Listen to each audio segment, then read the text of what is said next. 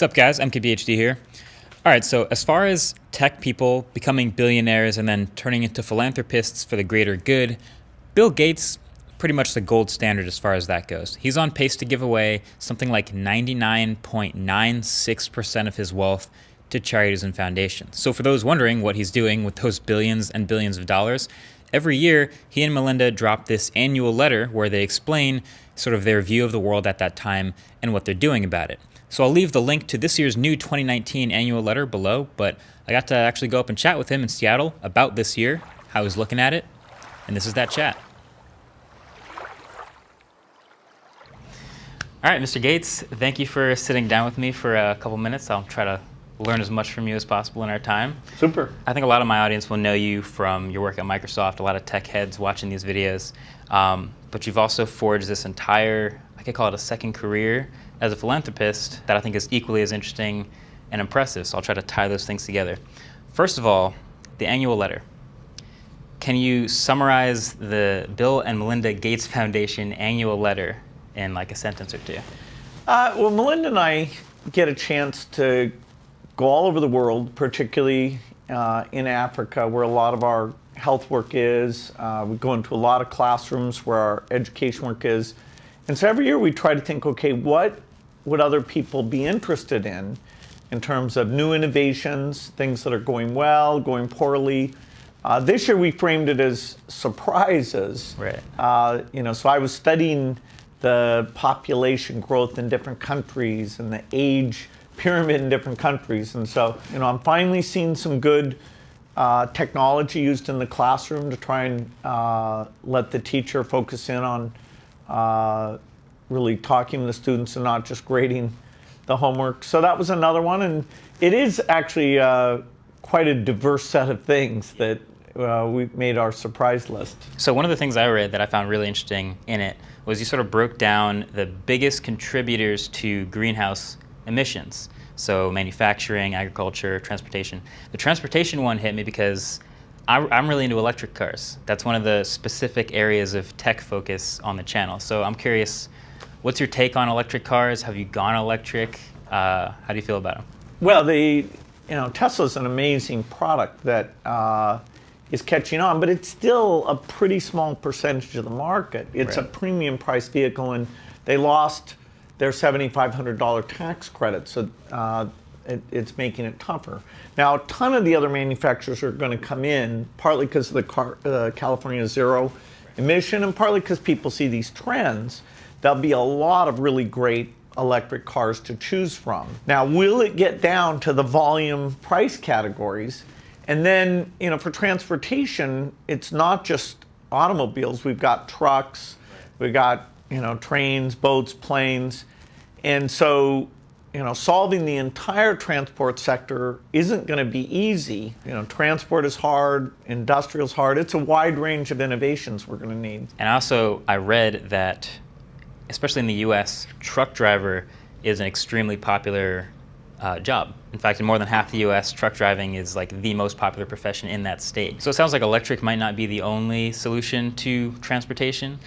Well, the passenger car, the power output you need is lower than for a truck. So eventually batteries might work for a truck, but it's a far more difficult problem because just the weight is a lot higher there. Even those passenger cars, one thing to be careful of is unless the electric sector has gotten to zero, the electric car is still an emitter because of the indirect emissions from the electricity it uses. Right. And so only in the place where you both get the electric cars to be a high percentage and you get the electric sources to be zero emission, then you've got that passenger transport car piece getting near to zero. So that's the goal. The AI conversation seems like it's kind of hard to ignore it in 2019.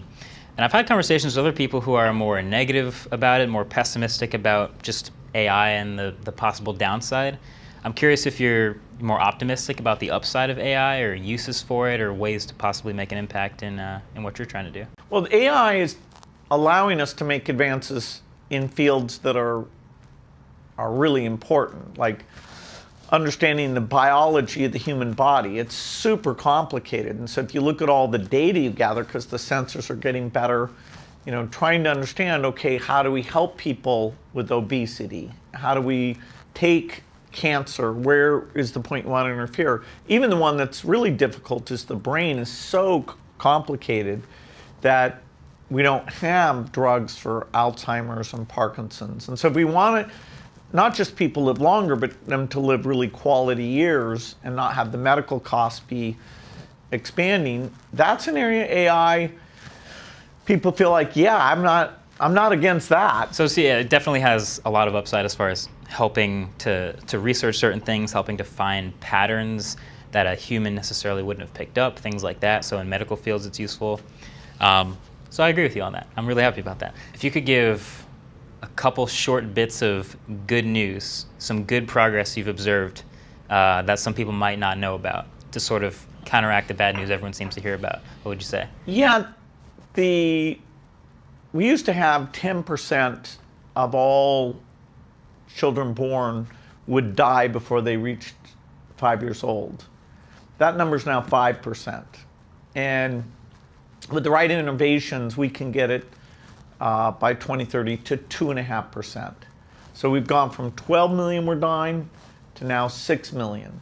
And so it's every year, 6 million lives saved. All these things are tricky because you don't want to say to people that we shouldn't be mad about the remaining problem. Right. So saying to people, hey, feel good about the progress and still, be mad that 6 million are still dying, that's an interesting dichotomy. It's a good perspective to have because you have to be proud of the progress that's been made, but you still have to look forward at all the work yet to be done. And that's kind of, I guess what I'm wondering is, my next question is, you've put billions of dollars in over a decade into the foundation's work on these issues.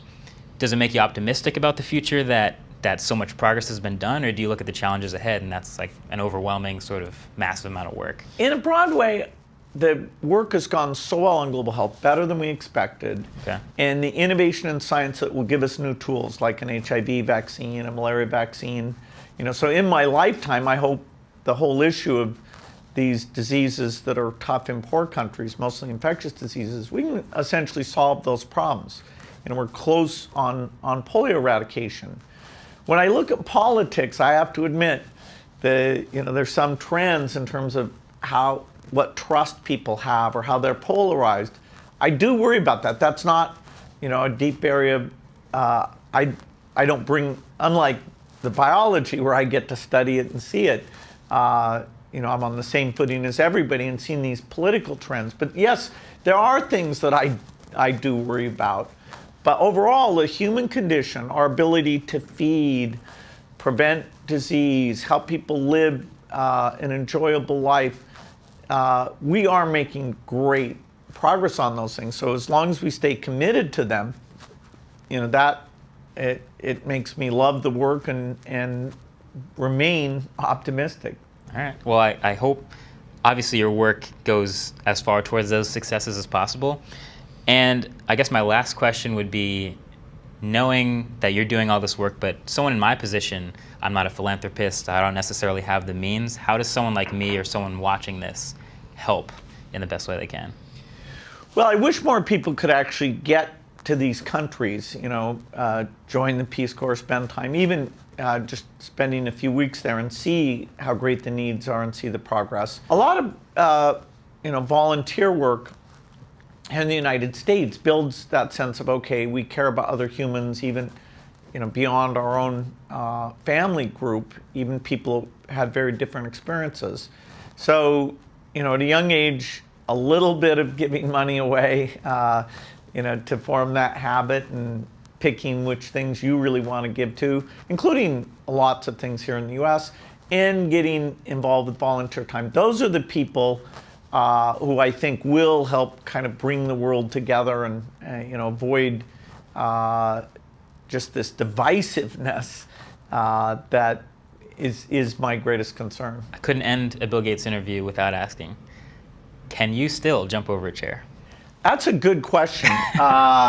Probably not. And it would, if it was a very small chair. I'll count that as a victory. That's a victory right but, there.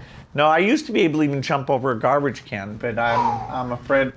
I play tennis, so I'm in reasonable shape, but not my jumping skills. That's all good. I appreciate it. Hey, Thanks again for the time. Thanks for coming out. Yeah, appreciate it. It's great to meet you. Hopefully we get to do it again.